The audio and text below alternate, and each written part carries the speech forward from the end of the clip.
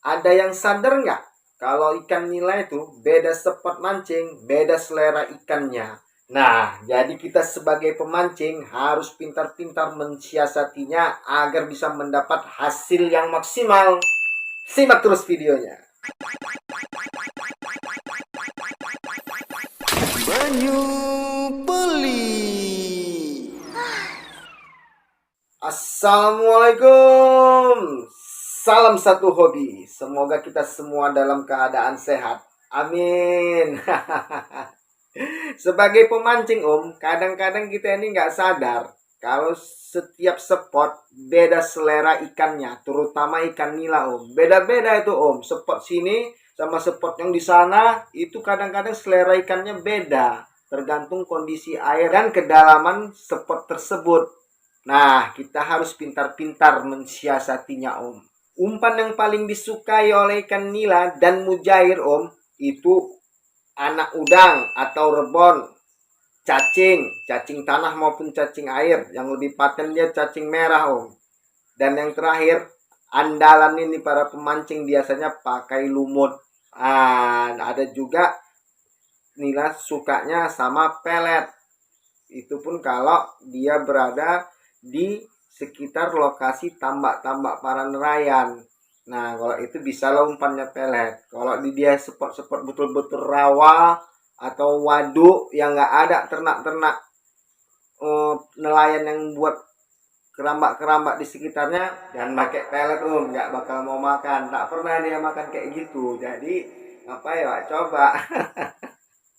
Nah, jadi kita sebagai pemancing harus tahu menempatkan umpan yang cocok di spot yang kita pancingi. Ini ada beberapa karakternya. Ini menurut pengalaman pribadi ya dan kawan-kawan sekitar daerah saya memancing. Ini saya buat video ini sebelumnya observasi dulu, dan ternyata yang saya alami dan kawan-kawan pemancing khususnya yang senior-senior nih yang saya tanya itu sama. Nah, jadi kayak gini dia Kalau spot yang kita datangi itu tempatnya dalam, terus dia itu airnya bening, sebaiknya menggunakan umpan lumut. Nah, lumut yang dipakai itu bebaslah apa seleranya. Yang penting dia tumbuhnya di dasaran. Nanti kita bahas di video lain soal lumut-lumut terbaik untuk mancing.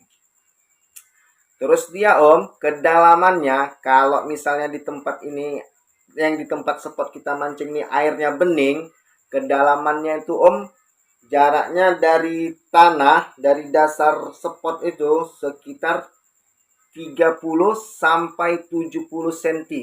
Ini tanah. Nah, ini umpannya, ini jaraknya dari tanah 30 cm. Itu paling dalam lah kalau dia airnya bening. Paling tingginya dia 70 cm lah dari dasaran. Itulah kira-kira kalau airnya bening Tapi kalau airnya keruh, dia agak-agak kandas saja jarak 20 nggak sampai lah 10 cm dari dasar ke umpan. Paling jauh dia 30 atau 40 cm dari dasaran. Nah, seginilah. Kenapa gitu? Karena kalau dia airnya lagi keruh biasanya si ikan-ikan nilai ini berada di dasaran di sekitar sarangnya aja dia main-main. Karena emang kayak gitulah dia kebiasaan ikan nila. Sampai situ masuklah ya.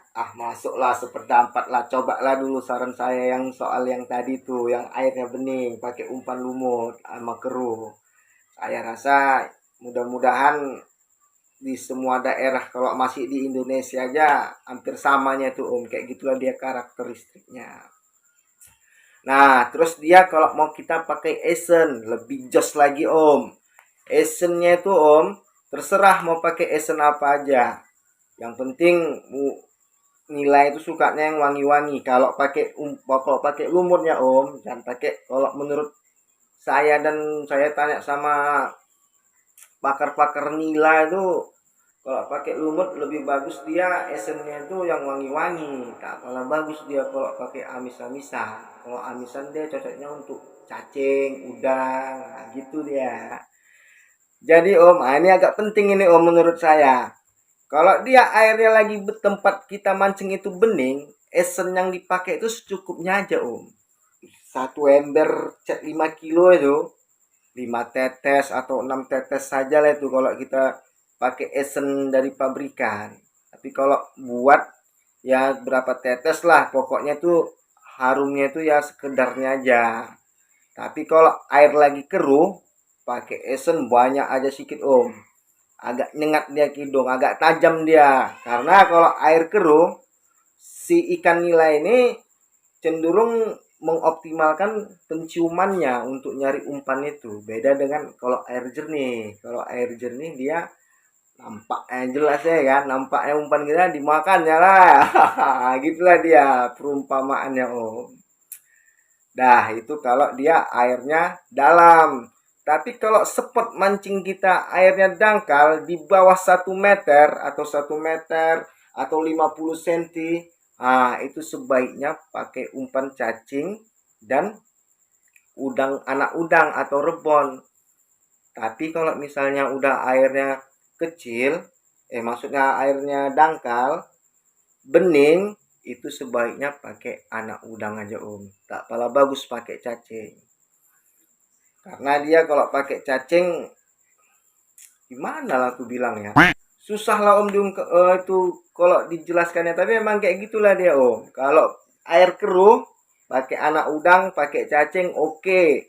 Tapi kalau airnya bening, lebih bagus pakai anak udang. Kalau airnya dangkal. Cobalah om, mudah-mudahan bermanfaat ini om. Karena di daerah saya umumnya begitu om. Ini saya tanya sama kawan-kawan mancing.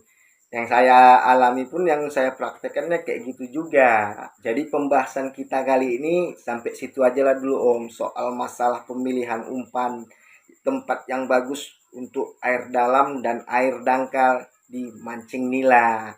Nanti kita bahas lagi soal masalah lumut, masalah yang lain-lain lah tentang nila dulu lah ini ya kan. Biar nggak bingung-bingung si om dan nggak bosan juga lihat ocehan-ocehan nawa ini.